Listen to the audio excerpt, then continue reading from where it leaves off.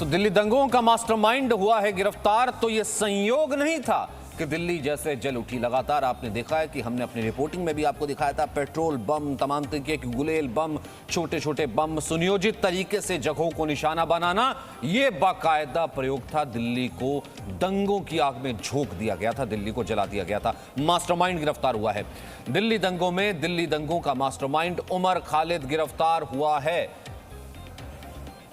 और इस पर चार्जशीट भी जल्द दाखिल होगी। दिल्ली पुलिस अगले 2 दिनों में इस पर चार्जशीट भी दाखिल करने वाली है। 15 आरोपियों के खिलाफ ये चार्जशीट दाखिल होगी। बीती रात उमर खालिद को दिल्ली पुलिस ने गिरफ्तार कर लिया। इससे पहले 2 बार उससे पूछताछ हो चुकी थी, लेकिन कल भी लंबी पूछताछ के बाद फिलहाल उसकी गिरफ्तारी हुई है। इसके अलावा जो बड़ी खबर है वो ये है कि दिल्ली पुलिस ने उमर खालिद को गिरफ्तार किया। स्पेशल सेल ने यूएपीए एक्ट के तहत गिरफ्तार किया है। दिल्ली दंगों के मुख्य साजिशकर्ता के तौर पर गिरफ्तारी हुई है। 11 घंटे की लंबी पूछताछ हुई थी, उसके बाद गिरफ्तारी हुई है। अनलॉफुल प्रिवेंशन एक्ट के तहत गिरफ्तारी हुई है। हमारे साथ प्रमोद मौजूद हैं। इससे पहले कि तमाम मेहमानों हैं उनका हम रुख करें और उनसे आपका तारुफ करवाऊं। प्रमोद, लगातार इस पूरे मामले पर रिपोर्टिंग करते रहे हैं। प्रमोद, लगातार उमर खालिद के वो बयान कैटेगोरिकली बाकायदा वो रिकॉर्ड में थे जब वो भड़काया करते थे, और बाकायदा दिल्ली दंगों से पहले उन्होंने वो भाषण भी दिया था। कहा जा रहा है कि वो एक बेहद अहम सबूत बना है। और 11 घंटे की पूछताछ के बाद क्या कुछ और धाराएं लगाई गई हैं? क्या इसमें और डिटेल है?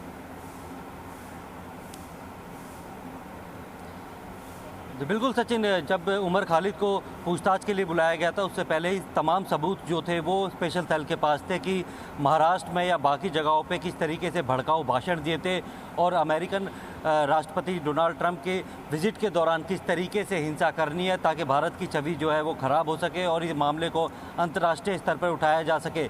इसके लिए बाकायदा जो भाषण दिए गए थे उन तमाम जो है उसकी ऑडियो वीडियो क्लिप जो है वो स्पेशल सेल के पास थी। उसके बाद लगातार 2 बार पहले पूछताछ हो चुकी थी और जब इनको बुलाया गया था, क्योंकि 17 तारीख तक स्पेशल सेल को अपनी चार्जशीट फाइल करनी है, पिछले 6 महीने से वो इस पूरे कॉन्स्पिरेसी एंगल पे जांच कर रही है कि आखिर ये दंगे भड़के थे तो ये इसकी साजिश किसने रची थी। करीब 15 लोग हैं इसमें जो साजिश रचने में शामिल थे, जिसमें जेएनयू के पूर्व छात्र, जामिया के पूर्व छात्र और साथ में कुछ ऐसे बुद्धिजीवी या ये कहें कि अर्बन नक्सल हैं जिन्होंने मतलब पर्दे के पीछे रह के पूरी साजिश रची थी और ब्रेन वॉश किया था उन लोगों का कि किस तरीके से नागरिकता कानून का वो विरोध करना है। और उनको ये बताया गया था कि आने वाला जो है भविष्य है उनकी पीढ़ियों का वो खतरे में पड़ सकता है। अगर आपने प्रमोद, बाकायदा उस तरीके की चीजों का जिक्र किया गया था कि देखिए ऐसा है कि सिर्फ और सिर्फ बात करने से बात नहीं बनेगी, यहां कुछ बड़ा करना पड़ेगा, जलाना पड़ेगा, खून बहाना पड़ेगा, संघ की सरकार को गिराना पड़ेगा। इसका मतलब क्या था? इसका मतलब सीधा साफ था।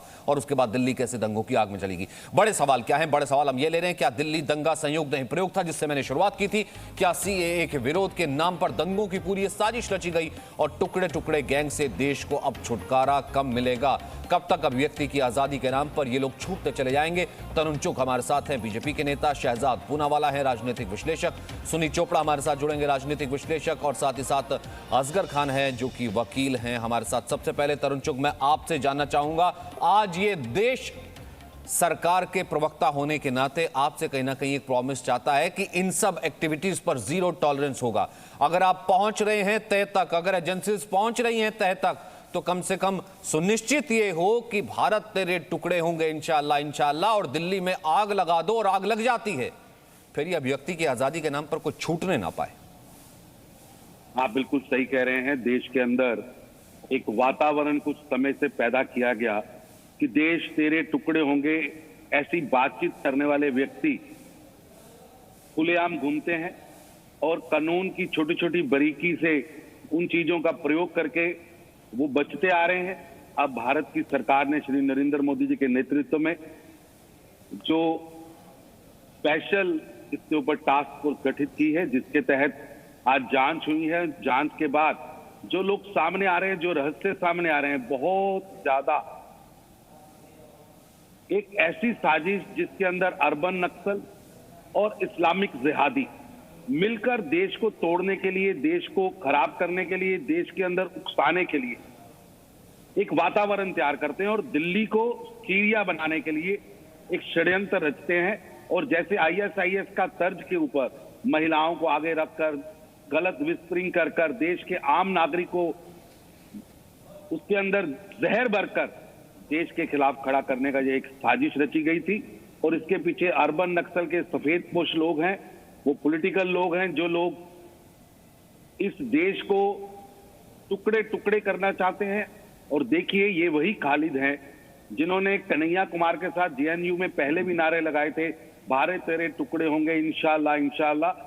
इनके इन मंसूबों को कामयाब नहीं होने दिया जाएगा।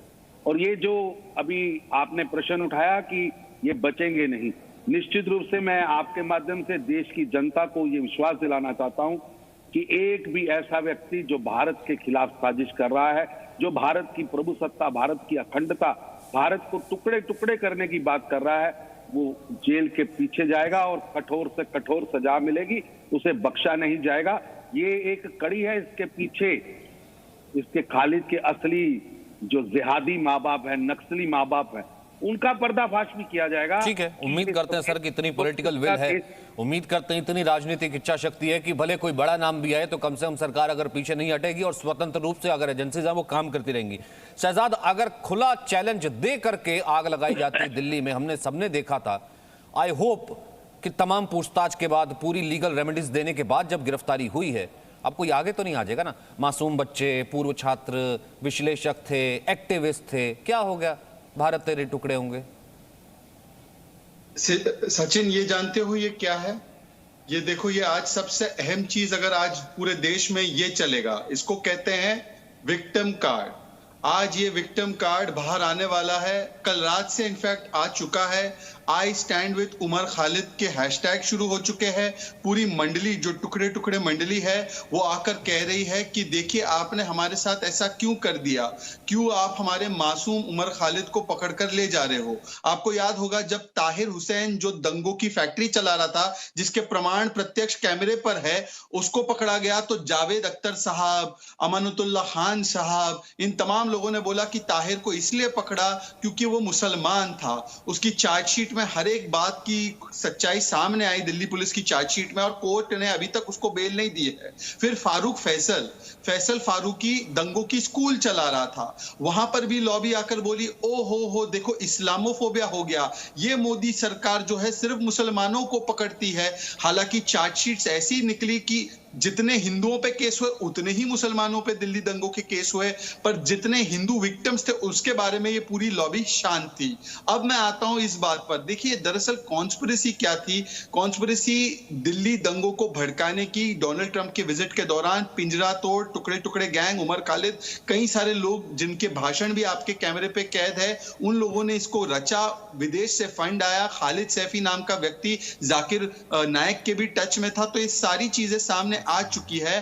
पर ये देखिए, ये पुराना एक इतिहास रहा है कि जब भी कोई इनका व्यक्ति पकड़ा जाता है, सफूरा जरगर, इन्होंने सफूरा जरगर के लिए भी विक्टिम कार्ड खेला। कोर्ट ने सफूरा जरगर के लिए क्या बोला था? उन्होंने कहा था कि आग की चिंगारी से खेलोगे तो आग के लिए आप हवा को दोष नहीं दे सकते। फिर जब सरकार ने ह्यूमैनिटेरियन ग्राउंड्स पर उसको प्रेगनेंसी के लिए उसकी बेल को अपोज नहीं किया, तब उसको बेल मिली। पर ये लोग वही लोग हैं जो आज उमर खालिद के साथ खड़े रहेंगे, पर ये कभी अंकित शर्मा के बारे में नहीं बोलेंगे। इनको शाहरुख में टिकटॉक स्टार नजर आता है, इनको दिल्ली दंगों में केवल और केवल मुसलमान मरे ये नजर आता है, क्योंकि इनका नैरेटिव ही यही था कि ये दंगे हिंदू ने करवाए मुसलमानों को मारने के लिए। इसीलिए उमर खालिद के पकड़े जाने पर ये अब शहजाद, इसे तो कोशिश की गई, शहजाद इसे रंग देने की कोशिश की गई, शहजाद इसे तो रंग देने की कोशिश की गई कि दंगों को ऐसा दिखाना है। बाकायदा वो कैटेगोरिकल बाइट्स है ना, मैं वही तो कह रहा हूं ना कि बाकायदा पुलिस ने चार्जशीट अगर दाखिल करनी है, उससे पहले जो तफ्तीश हुई है उसमें ये कैटेगोरिकल है कि कैसे दंगों को कोशिश की गई कि ये दिखाने की कि ये दंगे मुसलमानों के खिलाफ है, माइनॉरिटीज के खिलाफ है, पूरे देश में इमेज कैसे जाएगी और उसकी साजिश कैसे रचनी है। एक बार देखें मन से उस वक्त कैसी बातें की जा रही थी, फिर हम उन लोगों का जिक्र करेंगे जो अब भी कह रहे हैं कि नहीं आपने गलत फंसा लिया। एक बार देखिए।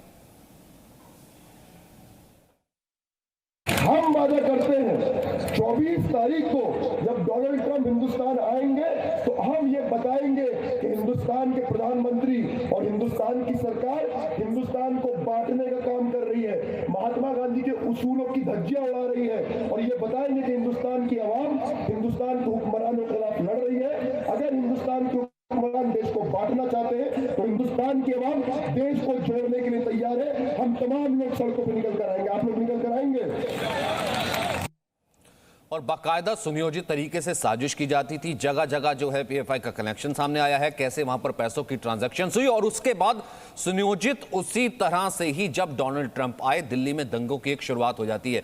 मैं आपको दिखाता हूं जो तमाम पॉइंट्स मेंशन किए गए हैं, वो एक बार हम पढ़ते हैं कि वो तमाम पॉइंट्स जो मेंशन किए गए हैं वो किस तरीके की चीजें जो हैं वो साफ चीजें लिखी हुई हैं। नंबर 1 देखिए, चार्जशीट में खालिद को लेकर के जिक्र क्या है। एक तो लोगों को भड़काने के लिए भाषण कहीं दिए, एक भाषण तो हमने आपको सुनवाई दिया कि देखिए हिंदुस्तान मुल्क बटा हुआ है, माइनॉरिटीज यहां पर सुरक्षित नहीं है, ये दिखाना है। सीए विरोध के दौरान लोगों को गलत जानकारी दी गई, भारतीय मुसलमानों से लेना देना नहीं था, लेकिन लगातार उमर खालिद ये कहते रहे कि यहां पर देखिए भाषण से कुछ नहीं होगा, कुछ बड़ा करना है, खून बहाना है। सीए विरोधी आंदोलन के लिए पैसे से भी मदद आई है।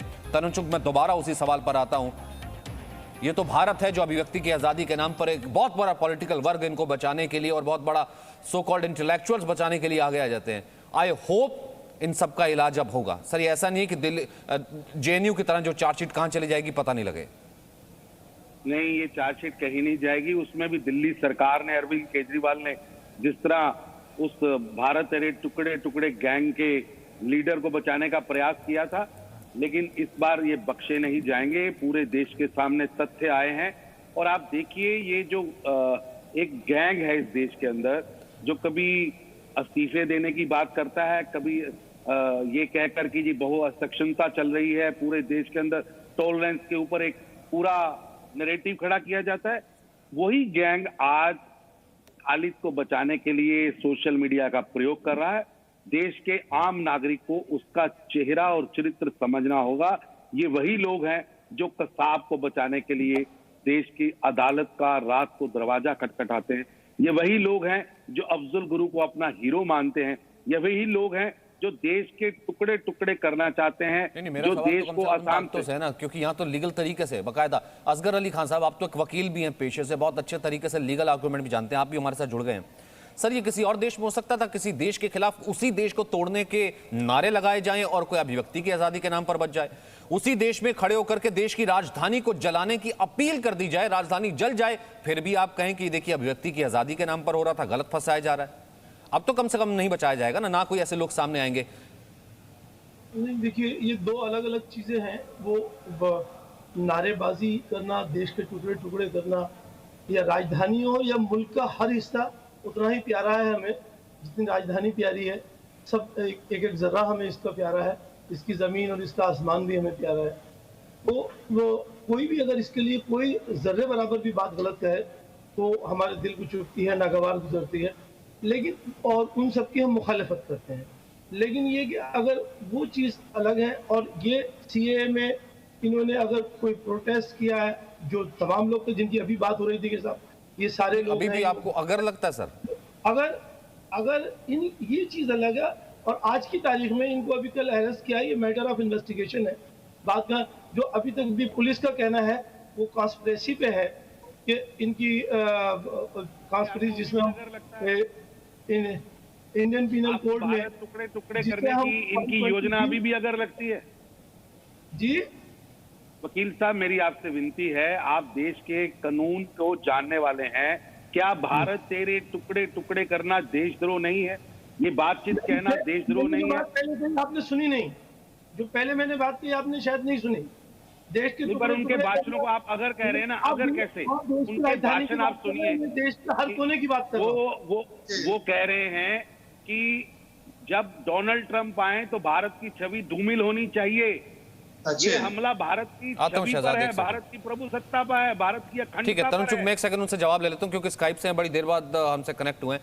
असगर अली खान, मेरा एक सीधा सवाल है। ठीक है असगर अली खान साहब, मेरा सीधा सवाल है, आपने कहा कि मैटर ऑफ इन्वेस्टिगेशन है, एक व्यक्ति को यूएपीए के तहत गिरफ्तार किया जाता है जो बाकायदा मंच पर खड़ा होकर के ये कह रहा था कैटेगोरिकल, मैं दोबारा सुनवा देता हूं सर, इसका जिक्र भी है चार्जशीट में, कि सिर्फ भाषण से कुछ नहीं होगा, कुछ बड़ा करना पड़ेगा, खून बहाना पड़ेगा, और फिर उसके बाद सुनियोजित तरीके से दिल्ली जगती है और बाकायदा इनके लिंक से कहां से पैसे आएंगे, कहां से फंडिंग होगी। अब भी आपको लगता है सर, कानूनी तौर से अब भी आपको वो इनोसेंट लगता है उमर खालिद, फिर उसके बाद शहजाद?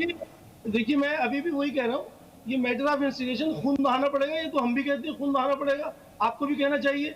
इस मुल्क के लिए खून भी हाजिर है, जान भी हाजिर है। वो किस कंटेस्ट में क्या कह रहे हैं ये देखना पड़ेगा और ये काम कोर्ट का है कोर्ट इन्वेस्टिगेशन के बाद चार्जशीट दाखिल होगी। सर आप भगत सिंह आजादी की लड़ाई लड़ रहा था कि हम तो कह देते खून बहाना पड़ेगा। मुझे एक बात बताइए ना, नहीं आप कोर्ट में क्या, कोर्ट में जस्टिस, कोर्ट में आर्गुमेंट करते हैं तो अगर कोई जज आपके साथ नहीं देता आपका कोई, या फिर आर्गुमेंट नहीं मानता, क्या कहता है दूसरे वकील को कि खून बहाना पड़ेगा, मैं खून बहा दूंगा, मैं जज को ऐसा कर दूंगा, मतलब इस तरीके की बातें करते हैं क्या सर? आप भी किस तरीके से लॉजिकल कम से कम आर्गुमेंट तो दीजिए। ठीक है शहजाद पूना वाला, एक सेकंड मुझे एक फैक्ट बताने दीजिए, क्योंकि मैं फैक्ट पे बात करता हूं, मैं अनर्गल ऐसे रेटोरिक की बात नहीं करता हूं। फैक्ट ये है कि उमर खालिद को केवल और केवल, मेरी आवाज आ रही है सचिन? आ रही हाँ, उमर खालिद को कोई बयानबाजी करने के लिए अरेस्ट नहीं किया गया है। अगर आप चार्जशीट डिटेल में पढ़ो, और मैं उसके हिस्से भी आपको व्हाट्सएप करूंगा, उसकी पूरी साजिश को अनकवर किया है दिल्ली पुलिस ने। वो साजिश ये थी, एक सेकंड सुन लीजिए, वो साजिश ये थी कि उन्होंने ताहिर हुसैन से मुलाकात की थी, वही ताहिर हुसैन जिसके दिल्ली के दंगों की फैक्ट्री की तस्वीरें, एसिड बॉम्ब, पेट्रोल बॉम्ब सब आपके सामने है, गोली चलाने के सारी चीजें सामने हैं। उसके साथ पैसों का लेन देन हुआ था, पीएफआई ने बाकायदा फंडिंग की थी, और पिंजरा तोड़ जैसे ग्रुप्स के साथ मिलकर ये साजिश रची गई थी। तो केवल उसने कोई नारा नहीं लगाया था। अब ये लोग कहेंगे कपिल मिश्रा ने भी नारा लगाया था। देखिए कुछ लोगों ने केवल नारे लगाए थे, सोनिया गांधी ने आर पार की भी बात की थी, कपिल मिश्रा के भी एक नारे थे, कुछ और लोगों के भी नारे थे। जो नारे लगाने वाले के ऊपर अगर कार्रवाई करनी होगी ना, तो सोनिया गांधी के ऊपर भी हमें केस करना होगा, सबके ऊपर केस करना होगा। ये नारे लगाने के लिए केस नहीं हुआ है, ये केस साजिशन दिल्ली को फूंकने के लिए, दिल्ली के टुकड़े टुकड़े करने के लिए हुआ है। प्लीज दोनों के अंदर अंतर समझिए। ये अजगर अली साहब जानते हैं, वो जानबूझ के सिर्फ नारों पे बात करते हैं। अगर नारे लगाने पे केस होता ना, और नारे लगाने पे केस होता और सजाएं मिलती, जो कि बाहर के मुल्कों में बहुत आसानी से मिलती है और उसे भी देशद्रोह गिना जाता है, अगर अपने देश को टुकड़े करने के नारे लगाने पे सजा मिलती ना, तो यहां पर ऐसा है कि विक्टिम कार्ड खेल करके असगर अली खान साहब कन्हैया हीरो ना बन रहा होता। हालांकि जनता ने सबक सिखा दिया था, वो चुनाव ना लड़ रहा होता और उमर खालिद ऐसे खाली ना घूम रहा होता। बाकायदा कॉन्स्पिरेसी थ्योरी है, आप तो खुद पढ़े लिखे हैं सर, वकील हैं, बाकायदा चार्जशीट लेकर के बैठिएगा, वरना मेरे पास कॉपी है, कहिएगा तो मैं आपको एक सीसी कर दूंगा। बहुत बहुत शुक्रिया, मेरे पास वक्त इतना ही है। और मैंने कहा कि ये तो सिर्फ एक है, भले वो ताहिर हुसैन हो या फिर कोई भी बड़ा नाम हो, दिल्ली को, अपने देश को वो जलाएगा, वो इसका पूरा अंजाम पाएगा। Presenting B News app available on Google Play and App Store. Download it now.